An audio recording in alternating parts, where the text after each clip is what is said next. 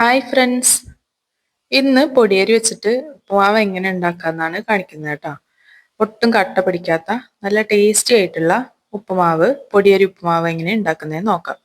അപ്പം ഞാനിതിന് വേണ്ടിയിട്ട് ഒരു കപ്പ് പൊടിയരി എടുത്തിട്ടുണ്ട്. ഈ കപ്പിന് ഒരു കപ്പ് പൊടിയരിയാണ് എടുത്തിരിക്കുന്നത് കേട്ടോ.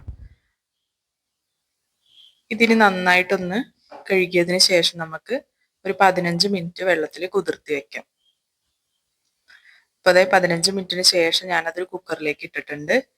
ഇനി ഇതിലേക്ക് കുറച്ച് വെള്ളം ഒഴിച്ചു കൊടുക്കുകയാണ്. വെള്ളത്തിൻ്റെ അളവ് എന്ന് വെച്ച് പറയുമ്പോൾ അരി അളന്നെടുത്ത അതേ കപ്പിൽ തന്നെ ഒരു കപ്പ് വെള്ളം ഒഴിച്ചിട്ടുണ്ട്. ഇതിലേക്ക് ആവശ്യത്തിന് ഉപ്പ് കൂടി ഇട്ട് കൊടുക്കണം. ഏകദേശം ഒരു 1/2 സെൻറ്റിമീറ്റർ അരിനേക്കാളും കൂടുതൽ വെള്ളം നിൽക്കുന്ന രീതിയിലാണ് എടുത്തിരിക്കുന്നത്. ഇനി നമുക്ക് കുക്കറിൽ ഒരു മീഡിയം ഫ്ലെയിമിൽ ഇട്ടിട്ട് 2 വിസിൽ അടുപ്പിക്കുന്നുണ്ട്. വെള്ളം കുറച്ച് കൂടുതലും കുഴപ്പമൊന്നുമില്ല, പിന്നെ വറ്റിച്ചെടുത്താൽ മതി.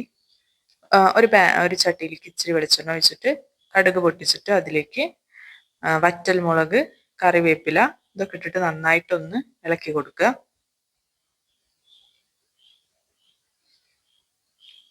ഇനി ഇതിലേക്ക് അരിഞ്ഞു വെച്ചിരിക്കുന്ന സവോള ചേർത്ത് കൊടുക്കുന്നുണ്ട്. അതുപോലെ തന്നെ 2 പച്ചമുളക്, പൊടിയായി അരിഞ്ഞിട്ടുള്ള കുറച്ച് ഇഞ്ചി ഇതൊക്കെ ചേർത്ത് കൊടുത്തിട്ടുണ്ട്. ഇനി ഇത് നന്നായിട്ടൊന്ന് വഴറ്റിയെടുക്കണം.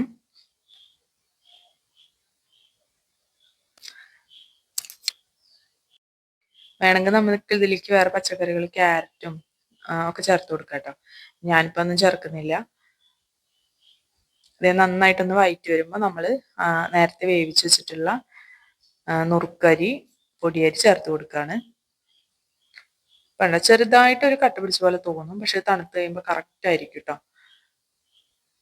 നമ്മൾ 2 വിസിൽ വന്നതിന് ശേഷം നമ്മളിത് തുറക്കാതെ തന്നെ അവിടെ തന്നെ വെച്ചിരിക്കുകയായിരുന്നു.